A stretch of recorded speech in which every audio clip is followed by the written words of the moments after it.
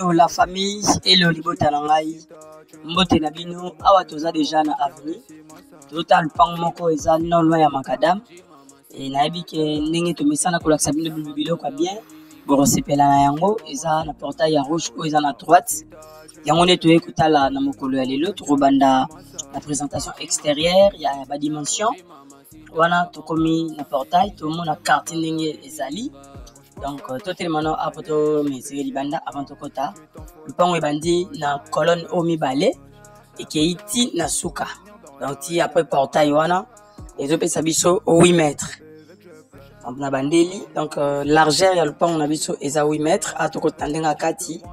Ndako liboso ya ba locataire yangoyo. Donc, nde to lobaki eza na 3 portes ya ba locataire.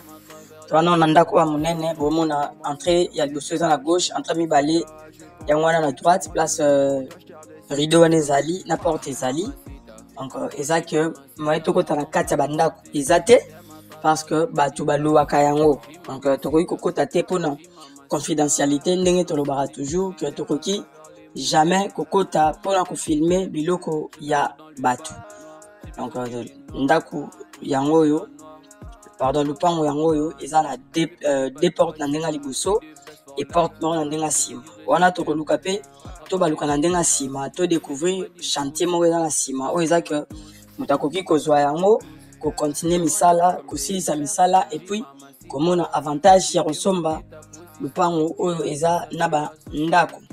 Donc totali quartier tomoni quartier ndenge ezali quartier eza très bien oyo eza espace à parking espace yango ya déposer mutuka wana to luka pe to baluka pe na sima pour ko faire comprendre bino ko lakisa bino espace à sima ndenge ezali na ba chantier mo eza na sima wana o mutaza na volontaire osomba na yebi ka kozwa ngwa tombolelo mo be a ko pesa makambo e ko sala bien.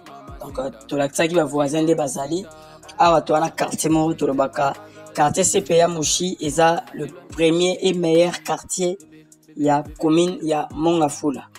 Donc air to l'accès rabino biloko ba CPA Mushi boye isala rabiso bien ndenge bomonaka po bomeka pe ko découvrir quartier ndenge ezali. Donc nde na lobaki lupango oyo na ndenge eza na trois portes pardon ba locataire na chantier oyo eza na sima babandi yango $53,000 à discuter. Donc eza ndako mora bien babandi yango $53,000 à discuter. Wa ato baluki na sima, tozota chantier, tozobeta masola prix parce que prinde eleki nyonso. Donc na lobaki lupango za 8 mètres x 22, azana 3 portes à locataire et puis na ba chantier auto monde biso ah ezali. Donc oyo azana makoki na ye aye dans chantier etikaleka kotole, remettre na niveau ba tol, kotikaleka kotole. Donc oyo azana ba moyen na ye aye atole azui lupango déjà na ba porte ya ba locataire. Donc voilà toujours continuer toujours kota la bilili dans la lobby que le pango bache $53,000 à discuter.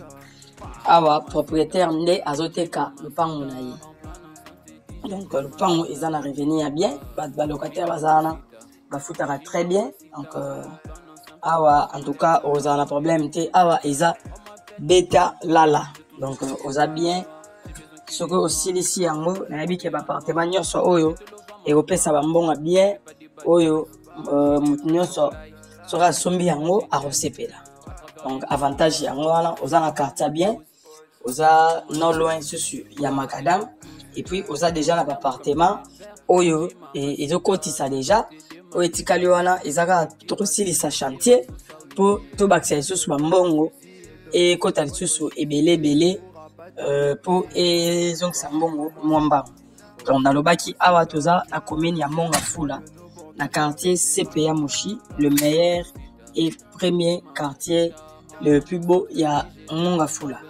Toza pembeni ya makadam $53,000 à discuter aza na lobby 8 mètres x 20.